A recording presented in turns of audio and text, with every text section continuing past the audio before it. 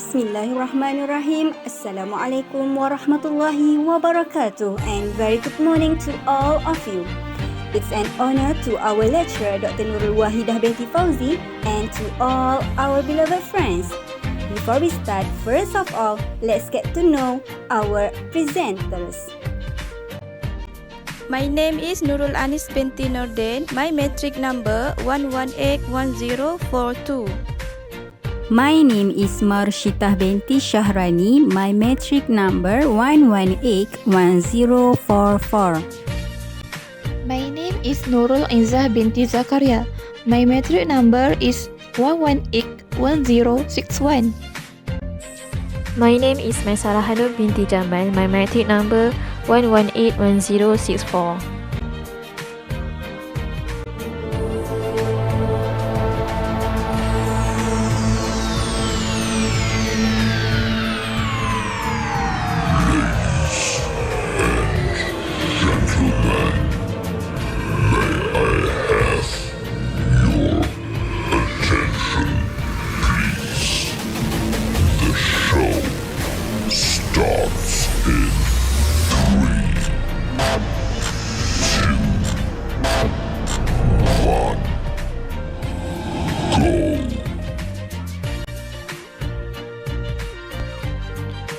Father of modern geodesy, father of comparative religion, the first anthropologist and founder of Indology. The question is, who is to belongs to this great title? This great Muslim scholar is Al-Biruni. He was a polymath with free-ranging and formidable intellect. Not only did he make significant breakthrough as a philosopher, mathematician, and astronomer, but he also left his mark as a theologian, encyclopedist, linguist, historian, pharmacist, traveler, and geographer. Al-Biruni name is Abu Rayhan Muhammad ibn Ahmad Al-Biruni. According to Samanis Kitab Al-Ansab, the people of Khwarizmi called foreigner Biruni in Persian, and for this reason Abu Rayhan was called Al-Biruni.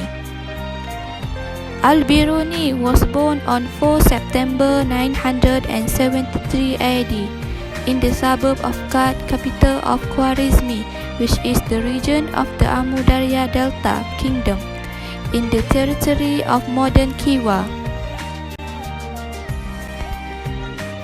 The place where Al-Biruni was born and grew up had long been famed for its advanced culture.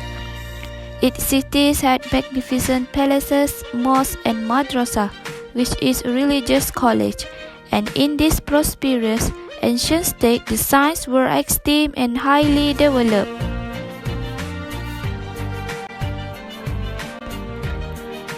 Nothing is known about the ancestry or direct family of Al-Biruni. In one of the poems which appear of his treatises, he writes, "In truth, I am not certain of my genealogy, for I do not really know who my grandfather was. And how could I know who my grandfather was when I do not even know who was my father?" However, Al-Biruni had foster father, Abu Mansur ibn Ali ibn Iraq, who is a member of the royal family and a distinguished mathematician and astronomer, wrote Al-Biruni describing the period of his life. "The Iraq family nourished me with their milk, and their Mansur took it upon himself to rear me." Al-Biruni's languages.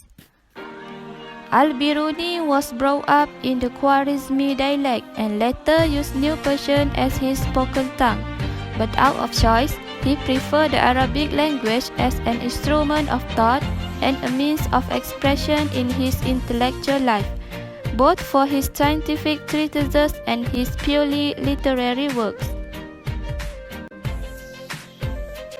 The era in which Al-Biruni lived.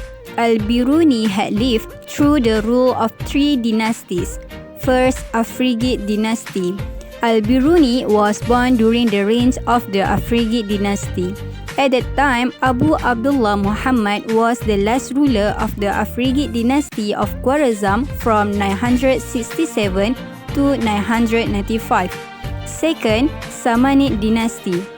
The end of the 10th century and beginning of the 11th century, Al-Biruni left his homeland for Bukhara. Then under the Samanid dynasty, ruler Mansur II, the son of Nuh. Third, Ghaznavid dynasty. In 1017, when Sultan Mahmud of Ghazna conquered Khiva, he brought Al-Biruni along with a host of other scholars and philosophers to Ghazna. Al-Biruni was taken to Ghazni, the capital of the Ghaznavid dynasty. Al-Biruni death. Al-Biruni died in Ghazna on the Rajab 440, corresponding to 13th of December 1048 AD. But according to some scholars, he is supposed to be alive until 442 or 1050 AD, because in that year he wrote his book Al-Shawdariyah fi Al-Tib. The development of Al-Biruni in education. Al-Biruni's childhood and early education. Al-Biruni was educated by Abu Mansur, who was his foster father and his first teacher of astronomy and mathematics. Abu Mansur introduced Al-Biruni to Euclidean geometry and Ptolemaic astronomy. Al-Biruni early began scientific studies at the age of 17.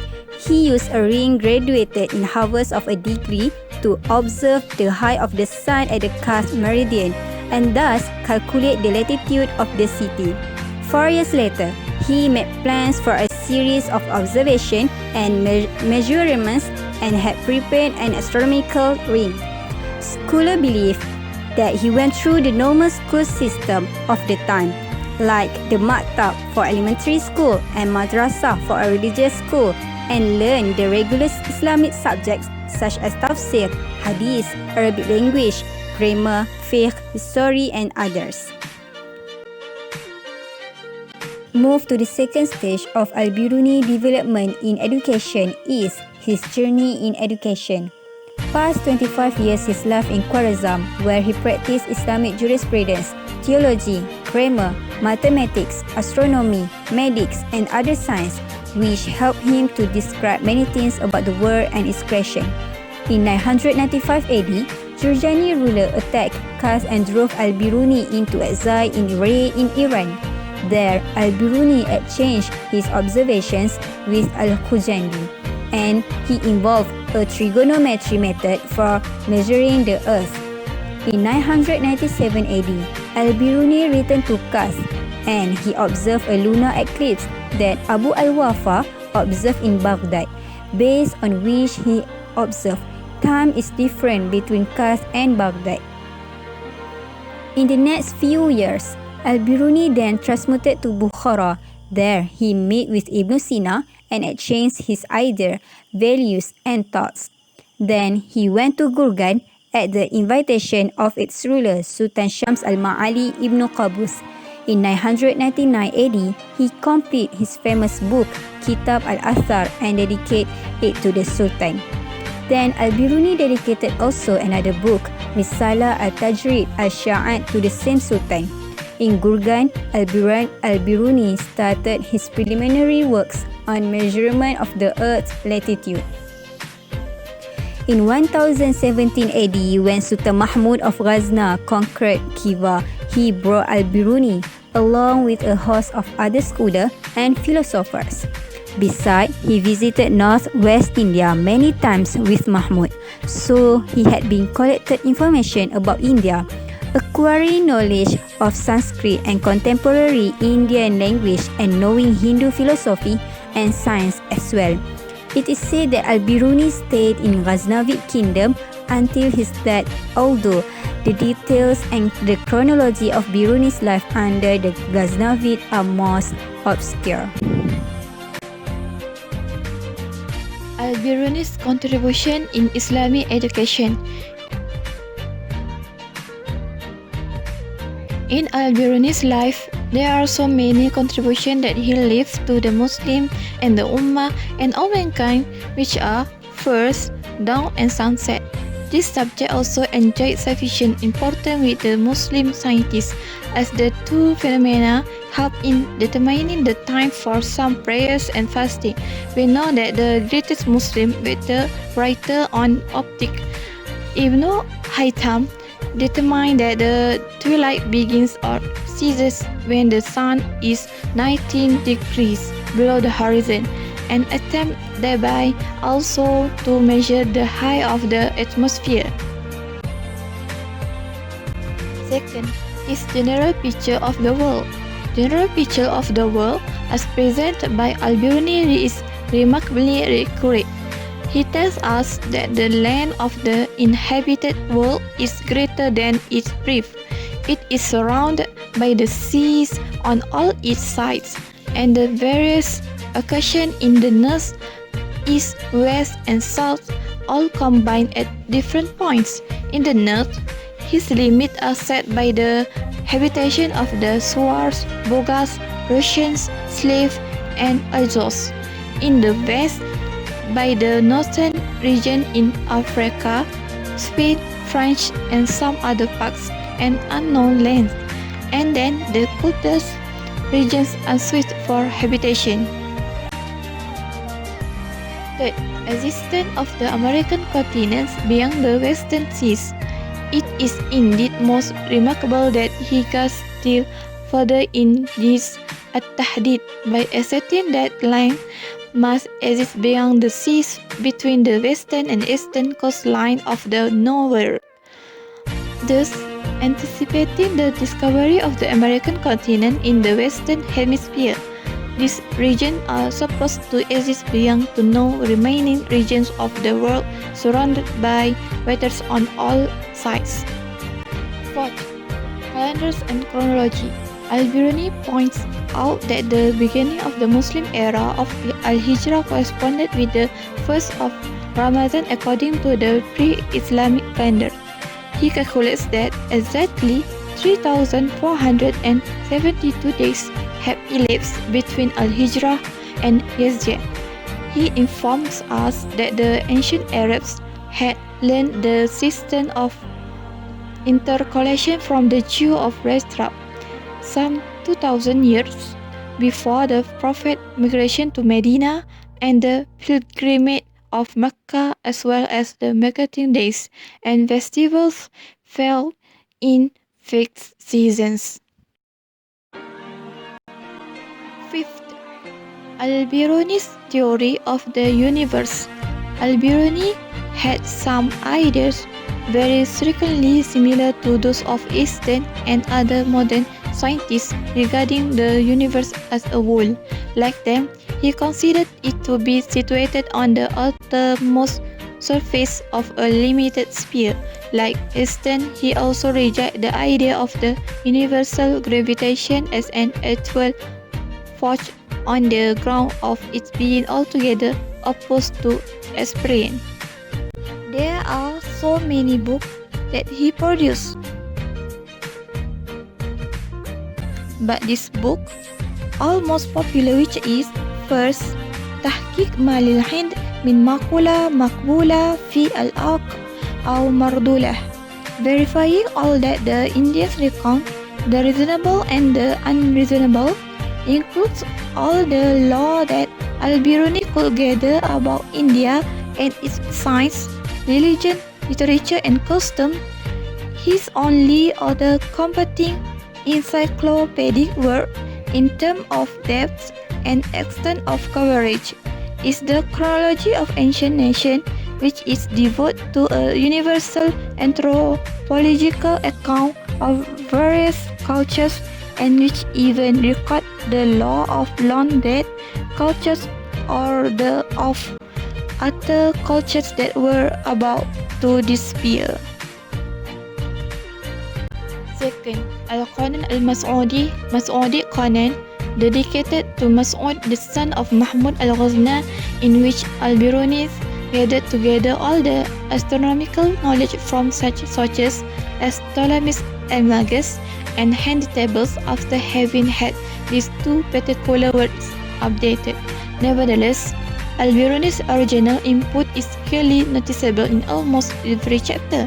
For example, Al-Biruni developed new algebraic technique for the solution of third-degree equation, drew a subtle distinction between the motion of the solar apogee and the motion of precession, and explore many other applied mathematical techniques to achieve much higher precision and ease of use of tabulate astronomical results.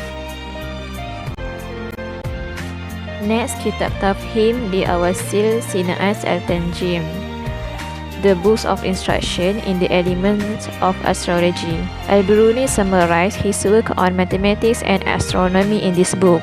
Originally, it was in Arabic, but the author later translated it into Persian.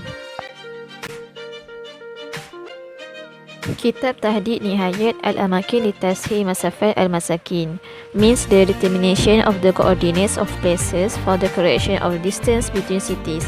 Is Al-Biruni's masterpiece in mathematical geography. It was another major work conceived during his stay in Ghazna.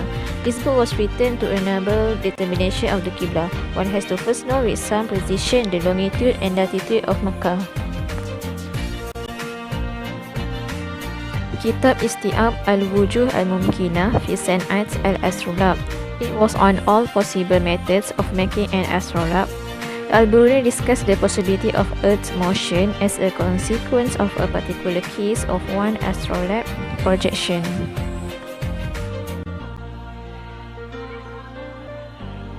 In conclusion, Al-Biruni's life was still well known in all parts of the world. There are a few things that we can learn from the life of Al-Biruni. First, his critical spirit towards knowledge. As we know that Al-Biruni mastered in many fields of knowledge, and he wrote about 180 books that include all his research on historians of science, religious, philosophy, and others. Second, sincere on his study. There was an incident when Sultan Masud offered him money for the present, but Al-Biruni rejected the money. Al-Biruni claimed that he sincerely studied for the sake of Allah and not because of money. Lastly, what we can learn from the life of Al-Biruni, his tolerance through understanding of other nations. Al-Biruni was the first Muslim to make a deep study of Hindu philosophy. He showed a great religious tolerance and focus on to learn and understand of Hindu philosophy. He was relatively unprejudiced but prepared to take a courageous stand in defense of truth.